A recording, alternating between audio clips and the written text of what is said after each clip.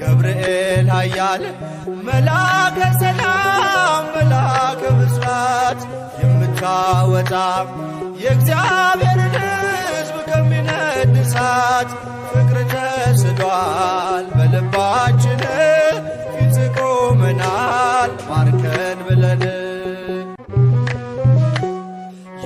የጽናታቸው ዝናው ሲሰማ ከዚያች ባቢሎን ከሞት ከተማ ሕፃናት ሳሉ በራ እምነታቸው ቆመ ተገኘ መሃከላቸው። ገብርኤል ኃያል መልአከ ሰላም መልአከ ብስራት የምታወጣ የእግዚአብሔርን ሕዝብ ከሚነድ እሳት ፍቅር ተስሏል በልባ